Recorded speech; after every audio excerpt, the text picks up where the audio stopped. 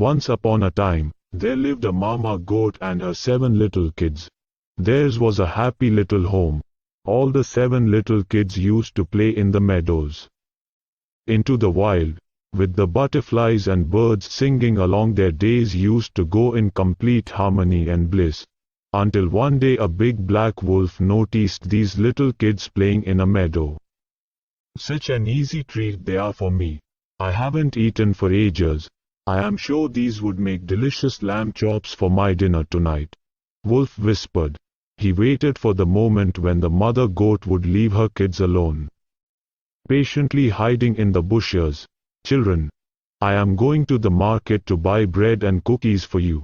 I'll be back by the evening. Just make sure you remain conscious of this big bad wolf," she warned her kids. "But mommy, how would we know if it's not you?" kids asked Mother Goat.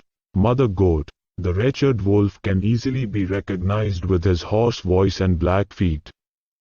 Don't open the door or else your little ones would get into danger." "Little goats, don't worry mommy. We would take care of ourselves." In no time the eldest one ran to catch his little sibling. "No, she is not our mommy. She hasn't got such a rough voice." And then looking at the door, the eldest kid shouted back saying, "Go away, you big bad wolf. Our mother doesn't have such a hoarse voice." Hearing this, the wolf got annoyed and ran to get a box of chalk, as he had heard that this would make his voice as soft as that a baby. So off he went and gulped off the whole box of chalk.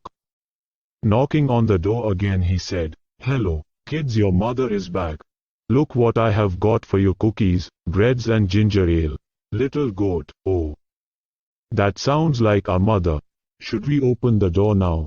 Eldest goat kid: "But look down there. Our mother has not got black feet. This is surely the wolf." "Go away, you big bad wolf. Our mother has not got black feet but beautiful white feet." Hearing this, the wolf ran to the miller and jumped into the mountain of white dough. He was all white from head to toe. Running back to the house, he knocked again and said, "Kids, your mother is back. Open the door." Youngest kid: "That sounds like our mother, and also the feet are white. We should open the door now." Not knowing what danger awaits them, all the kids ran to the door and opened it, but just to see who was standing there. The big bad wolf gave a loud laugh and brushed off his white powder. Wolf: "Hello kids. Are you ready to become my feast tonight?" The kids ran here and there to save their lives.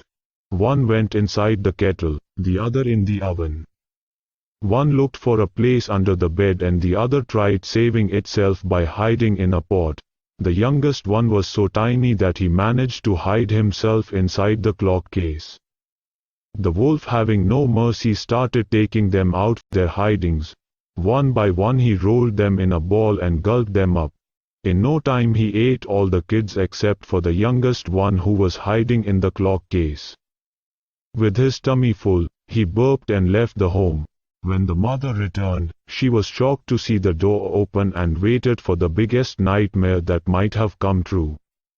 The house was all upside down, the crockery was broken, the curtains were torn, the chair was broken, and the kids were nowhere to be found.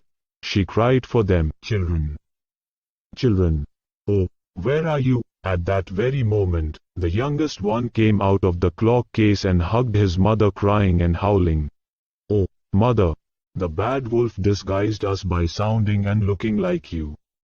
He ate up all my brothers and sisters. What we will do now?" Youngest goat asked Mother Goat. "Mother Goat, don't worry, let's go and look for him." They went out searching the wolf.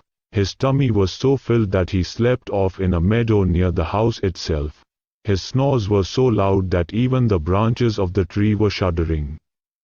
The mother goat very quickly went near him and asked the youngest kid to get scissors and thread and a needle. Off he went to get them.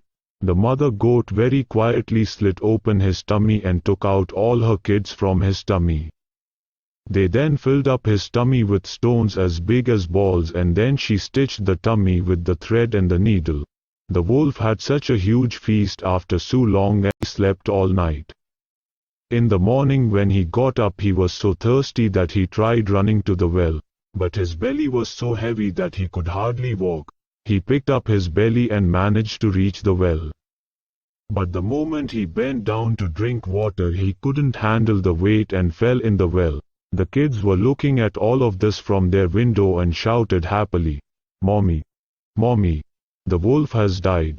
Now we can play freely outside without any fear."